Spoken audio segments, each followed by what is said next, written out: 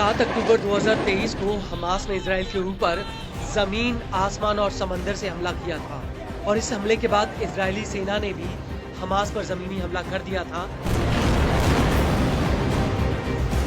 लेकिन इसके करीब 10 दिन बाद यानी 19 अक्टूबर 2023 को यमन का हूती हमास को बचाने के लिए इजराइल के खिलाफ जंग के मैदान में उतर आया था। हालांकि शुरुआती तौर पर हूती ने लाल सागर में इजराइल और अमेरिका से जुड़े जहाजों पर हमले किए और कब्जे वाले फिलिस्तीनी बंदरगाह पर एंट्री पर बैन लगा दिया था। लेकिन धीरे धीरे हूती लाल सागर से होते हुए तेल अवीव तक आ गया। हालांकि लाल सागर में हमलों को लेकर हूती ने कहा था कि वो सिर्फ इजराइल और अमेरिकी जहाजों को निशाना बना रहा है। लेकिन कई रिपोर्ट्स में यह खुलासा हुआ था कि हूती ने उन जहाजों पर भी हमला किया जिनका इजराइल और अमेरिका से कोई लेना देना नहीं था। वहीं दूसरी तरफ लाल सागर और इजराइल पर हमलों को लेकर एक बात तो साफ हो गई कि ईरान के समर्थन के दम पर हूती अभी तक इजराइल के खिलाफ डटा हुआ है और कई रिपोर्ट्स में इस बात का खुलासा हुआ था कि ईरान हूती को इजराइल पर हमला करने के लिए एडवांस हथियार और पैसे दे रहा है। लेकिन ईरान अकेला नहीं है जो हूती को पर्दे के पीछे से सपोर्ट कर रहा है, बल्कि अब हूती को लेकर एक बहुत बड़ा खुलासा हुआ है।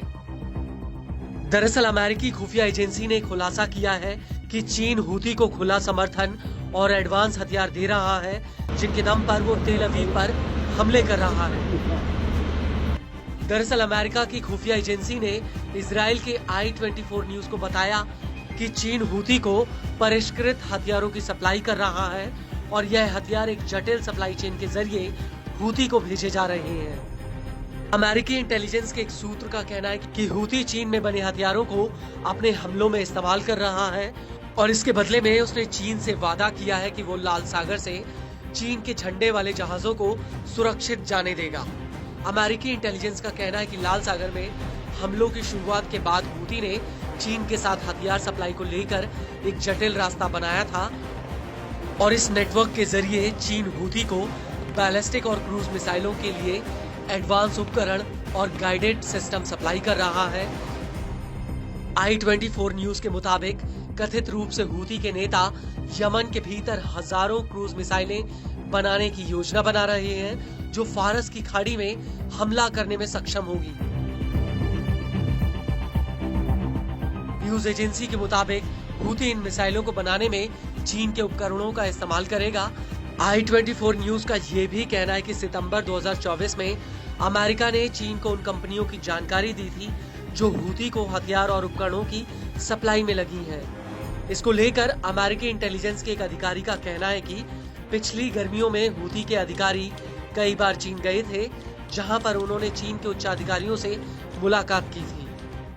वहीं दूसरी तरफ अमेरिका का आरोप है कि चीन ने इस मुद्दे पर कुछ नहीं किया, जिसकी वजह से अब वो इजराइल के साथ मिलकर चीन के इस नेटवर्क को वैश्विक वित्त प्रणाली से बाहर कर सकता है। इस सब के बीच आपको ये भी बता दें कि पूरी दुनिया के लिए लाल सागर का रास्ता बेहद ही अहम है। लाल सागर से दुनिया का करीब 15% व्यापार होता है। चूंकि यह रास्ता भूमध्य सागर को हिंद महासागर से जोड़ता है और इस रास्ते से जहाज स्वेज नहर होते हुए और बाबल मंदेब स्ट्रेट से होकर गुजरते हैं और इस रास्ते से यूरोप और एशिया की दूरी काफी कम हो जाती है। लाल सागर के इस रूट की वजह से जहाजों को अफ्रीका का चक्कर नहीं लगाना पड़ता है, जो अपने आप में बेहद ही लंबा और खर्चीला है।